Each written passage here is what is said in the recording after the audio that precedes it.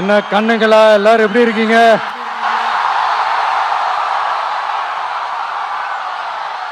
சாப்பிட்டீங்களா எல்லாரும்? சாரி, கொஞ்சம் லேட் ஆயிடுச்சு. என் நெஞ்சில் குடியிருக்கும் உங்கள் அனைவருக்கும்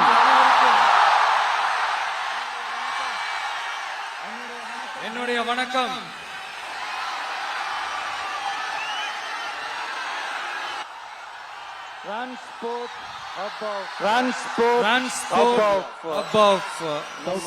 சவுத் இந்தியா, நம்ம நாமக்கல் மாவட்டம். இங்க நீங்க பாத்தீங்கன்னா இந்த லாரி பாடி கட்டுற தொழிலிருந்து இன்னும் நிறைய தொழில்கள் செய்யற ஊரும் நம்ம நாமக்கல் ஊர் தான்.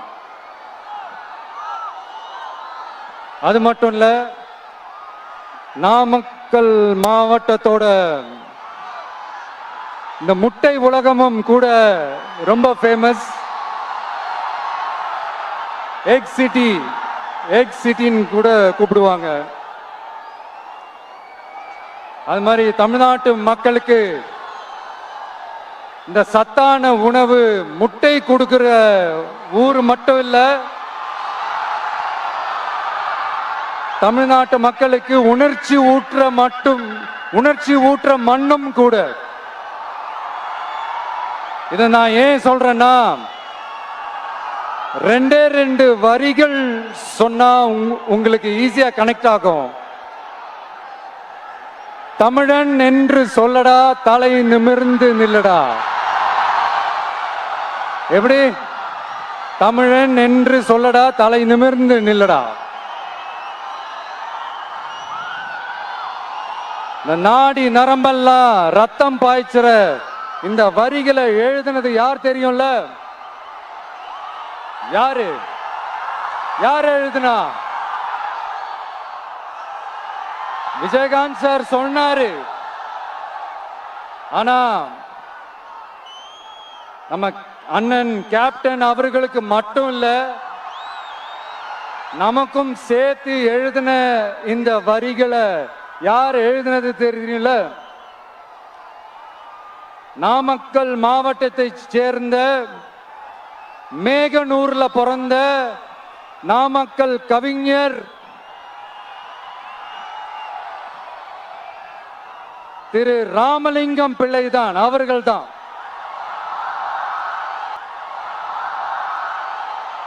அடுத்து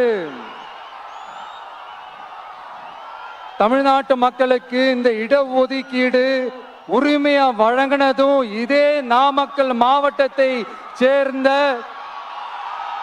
திருச்செங்கோடு பகுதியில் இருக்கிற ஒருத்தர் தான்.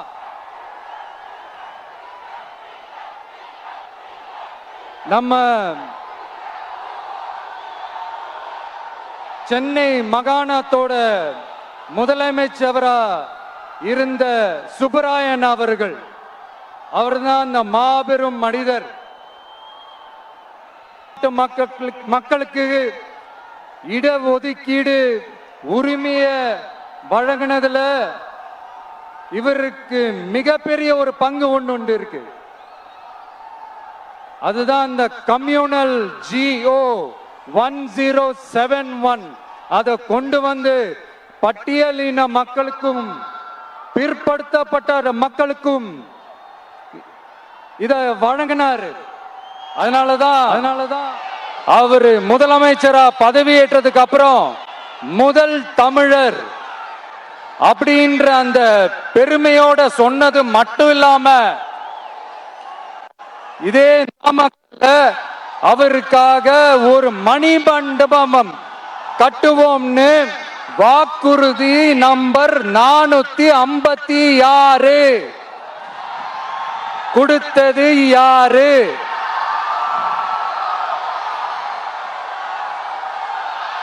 சொன்னாங்களே, செஞ்சாங்களா?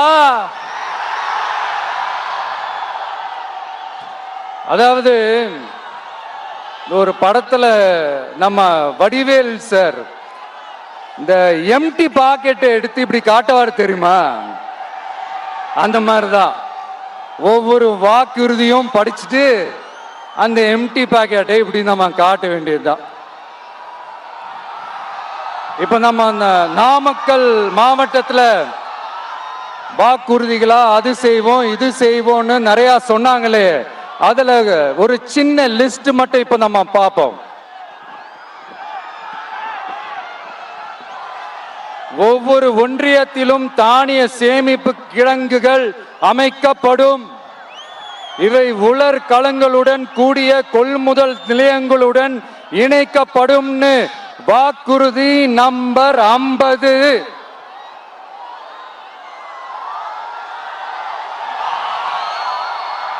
கொப்பரை தேங்காயை தமிழக அரசே கொள்முதல் செய்யும். அதிலிருந்து தேங்காய் எண்ணெயை உற்பத்தி செய்து நியாய விலை கடைகள் மூலம் விற்பனை செய்ய நடவடிக்கை எடுக்கப்படும். வாக்குறுதி நம்பர் 66.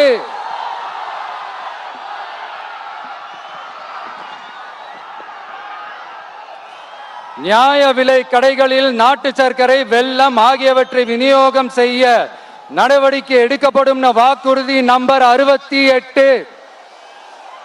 அரசு ஊழியர்கள் மற்றும் ஆசிரியர்களுக்கு மட்டும் இல்ல, போக்குவரத்து ஊழியர்களுக்கும் பழைய ஓய்வூதிய திட்டம் செயல்படுத்தப்படும். வாக்குறுதி நம்பர் 152. இதெல்லாம் சொன்னாங்களே, செஞ்சாங்களா?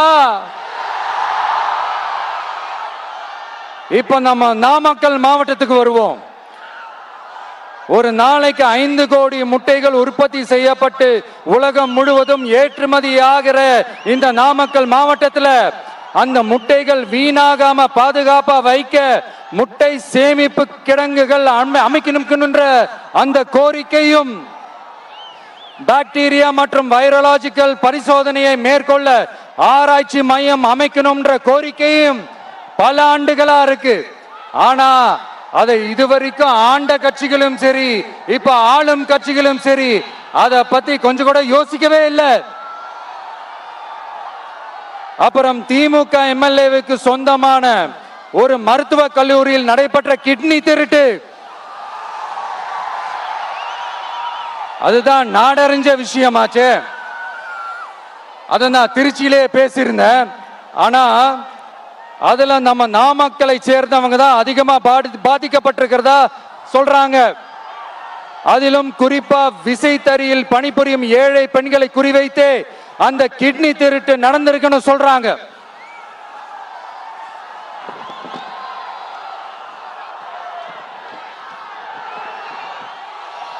இதுல ஈடுபட்டவங்களை யாரா இருந்தாலும் நம்ம ஆட்சி அமைஞ்சதும் கடுமையாக தண்டிக்கப்படுவார்கள்.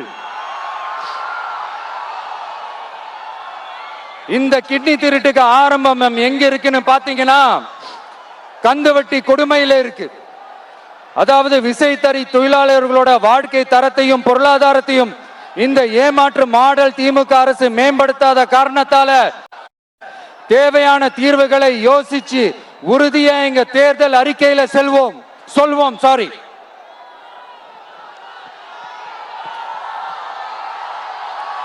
நான் இந்த சுற்றுப்பயணத்துல எல்லா ஊருக்கும் போகும்போது ஒரே விஷயத்தை தான் மக்கள் ரிப்பீட்டடா நம்ம கிட்ட சொல்றாங்க. அடிப்படை சாலை வசதி, குடிக்க நல்ல குடிநீர், ஒரு நல்ல மருத்துவ வசதி இல்ல, நல்ல டாக்டர்ஸ் இல்ல, பெண்கள் பாதுகாப்பு. இதத்தான் அவங்க கேட்கிற இந்த அடிப்படை விஷயங்கள். அவங்க பெருசா எதுவுமே கேட்கறது இல்ல. என்னப்பா இந்த விஜய் எங்க போனாலும் கேள்வியா கேட்கிறாரு, இவர் வந்தா என்ன செய்வாருன்னு கேட்டதுக்கு 2 இடத்துல அதுக்கான விளக்கத்தை ஒண்ணு சொன்னோம். கல்வி, ரேஷன், மருத்துவம், குடிநீர், அடிப்படை சாலை வசதி, மின்சாரம், போக்குவரத்து, பெண்கள் பாதுகாப்பு, சட்டம் ஒழுங்குன்னு இந்த மாதிரி அடிப்படை விஷயங்கள்ல எந்த சமரசமும் இல்லாம கரெக்டா செய்யப்படும்னு சொன்னோம். இதத்தானே எல்லாரும் சொன்னாங்க, அதே தான் இவரும் சொல்றாரு. இவர் என்ன புதுசா என்ன சொல்லிட்டாரு? புதுசா எதுவுமே சொல்லலையே. ஐயா, அரசியல் மேதைகளே, பெரியவங்களே, ஒரு மனுஷனுக்கு சாப்பிடறதுக்கு நல்ல சோறு, படிக்கிறதுக்கு நல்ல கல்வி, குடிக்கிறதுக்கு நல்ல குடிநீர், அவனை பார்த்துக்கிறதுக்கு நல்ல மருத்துவ வசதி, வேணுங்கிற இடத்துக்கு போயிட்டு வர்றதுக்கு நல்ல போக்குவரத்து, அதுக்கான சாலை வசதி, பாதுகாப்பான ஒரு வாழ்க்கை, இதுதானே ஒரு மனுஷனுக்கு அடிப்படை தேவை. இன்னைக்கும் இது நம்ம எல்லாருக்கும் இது தேவைதானே. அப்புறம் அதை சரியா செய்வோம்னு சொல்றது தானே சரி. அதனாலதான் சொன்னோம், எது நடைக்கு சாத்தியமோ, எது உண்மையோ அதை மட்டும் தான் சொல்லுவோம், அதை மட்டும் தான் செய்வோம். இந்த திமுக மாதிரி பொய்யான வாக்குறுதிகளை எப்பவுமே கொடுக்க மாட்டோம். புதுசா சொல்லுங்க, புதுசா சொல்லுங்கன்னா என்னத்த சொல்றது? எனக்கு புரியலையே. என்னத்த புதுசா சொல்றது?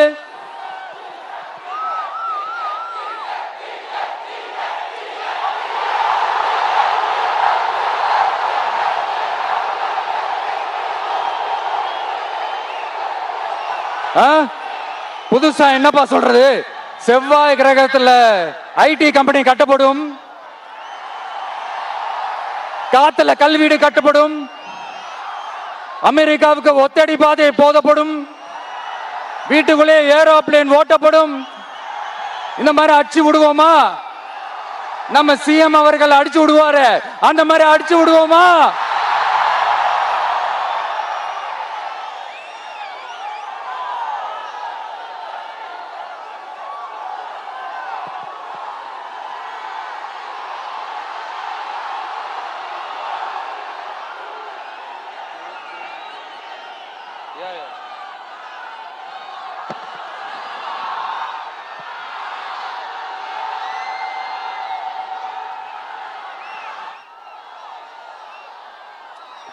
நான் ஏற்கனவே சொன்னதை தான் இங்க நான் திரும்பவும் சொல்றேன். ஒண்ணு, இந்த பாசிச பாஜக அரசோட எப்பவுமே நாங்க ஒத்து போக மாட்டோம். ஒண்ணு. ரெண்டாவது, இந்த திமுக அரசு மாதிரி அண்டர் கிரவுண்ட் டீலிங், மறைமுக உறவுக்காரர்களா இந்த பாஜகவோட எப்பவுமே நாம இருக்க மாட்டோம். ரெண்டு. மூணாவது, மூச்சுக்கு முன்னொரு தடவை அம்மா அம்மா அம்மான்னு சொல்லிக்கிட்டு ஜெயலலிதா மேடம் சொன்ன அந்த விஷயத்தை டோட்டலா மறந்துட்டு ஒரு பொருந்தா கூட்டணியா ஒரு கூட்டணியை ஒண்ணு அமைச்சுக்கிட்டு கேட்டா தமிழ்நாட்டோட நலனுக்காக இந்த பாஜகவோட கூட்டணி வச்சிருக்கோம்னு சொல்லிக்கிறாங்களே, அவங்கள மாதிரியே நாம இருக்க மாட்டோம். இல்ல, நான் தெரியாம தான் கேக்குறேன். இந்த பாஜக அரசு தமிழ்நாட்டுக்கு என்ன செஞ்சிட்டாங்க? நீட்டை ஒழிச்சிட்டாங்களா? கல்விக்கு தேவையான அந்த நிதியை முழுசா கொடுத்துட்டாங்களா? இல்ல தமிழ்நாட்டுக்கு தேவையான எல்லா விஷயங்களையும் தான் சரியா செஞ்சிட்டாங்களா? அப்புறம் எதுக்காக இந்த சந்தர்ப்பவாத கூட்டணின்னு நான் கேட்கல. புரட்சி தலைவர் எம்ஜிஆர் அவர்களோட உண்மையான தொண்டர்கள் அவங்க கேக்குறாங்க. சரிப்பா, அவங்க கூட்டு பொரியல் அப்பளம்னு எதையாவது கிண்டிக்கிட்டோம், நமக்கு எதுக்கு? மக்களே, இன்னொரு முக்கியமான விஷயம், இத கவனமா கேளுங்க. அதிமுக பாஜக நேரடி ஒரு உறவுக்காரர்கள்னு எல்லாருக்குமே தெரியும். அவங்களோட கூட்டணி மேல மக்களுக்கு எந்த ஒரு நம்பிக்கையும் இல்லைன்னு எல்லாருக்குமே தெரியும். ஆனா அட் த சேம் டைம் இந்த திமுக குடும்பம் இந்த பாஜகவோட அண்டர் கிரவுண்ட் டீலிங், மறைமுக உறவுக்காரர்களா இருக்காங்கன்றது தயவு செஞ்சு மறந்துடாதீங்க. வரப்போற தேர்தல், அடுத்த வருஷம் வரப்போற தேர்தல் நீங்க திமுகவுக்கு ஓட்டு போட்டீங்கன்னா அது பாஜகவுக்கு ஓட்டு போட்ட மாதிரி.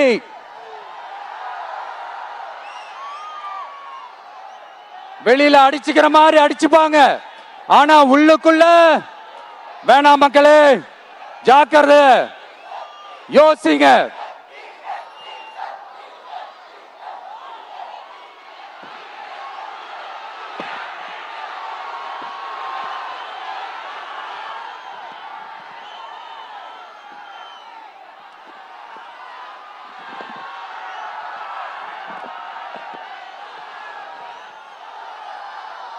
அதனாலதான் மறுபடியும் சொல்றேன், திரும்பவும் சொல்றேன், 2026ல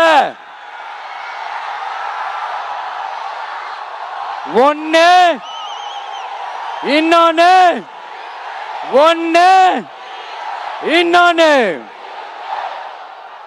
அதாவது ஒன்னு மாபெரும் மக்கள் சக்தி கொண்ட எளியோரின் குரலா இருக்கிற களத்துல இருக்கிற டிவிக்கு, இன்னொன்னு கொள்கை என்ற பேர்ல மக்களை ஏமாத்திக்கிட்டு கொள்ளையடிச்சுக்கிட்டு தமிழ்நாட்டை ஏமாத்துற இந்த டிஎம்கே. இந்த ரெண்டு பேருக்கு நடுவுல தான்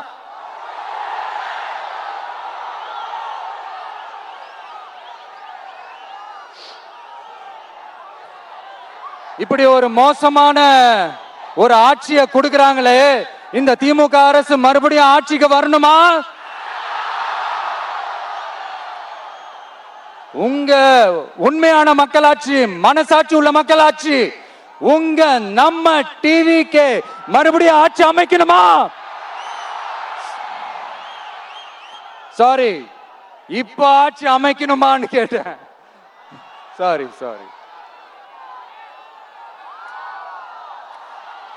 நண்பா, நண்பி, தோழா, தோழி, என் மேல இவ்வளவு நம்பிக்கை வச்சிருக்கிறீங்களா? என்ன இவ்வளவு நம்புறீங்களா? பார்த்தலாம், ஒரு கை பார்த்தலாம். சத்தியமா சொல்றேன், நானும் ஒரு 2-3 வாரத்துக்கு முன்னாடி என்னமோ ஏதோ நினைச்சேன். பார்த்தலாம், சத்தியமா பார்த்தலாம். கான்பிடண்டா இருங்க மக்களே, நல்லதே நடக்கும், வெற்றி நிச்சயம். மீண்டும் சந்திக்கும் வரை நன்றி, வணக்கம்.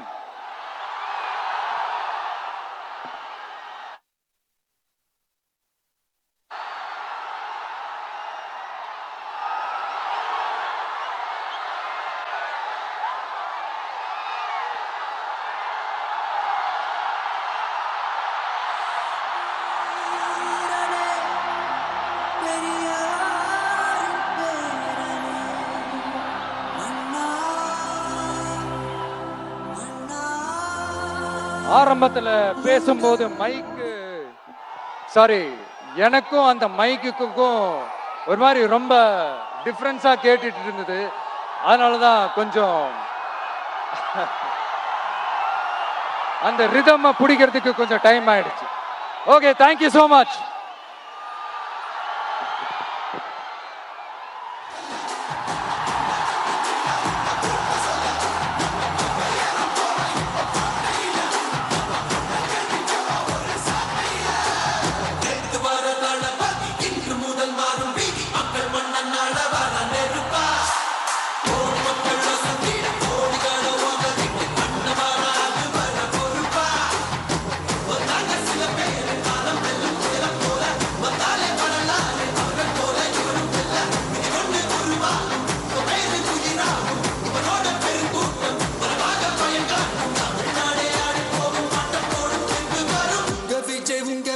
உயிர் என்ன வரனா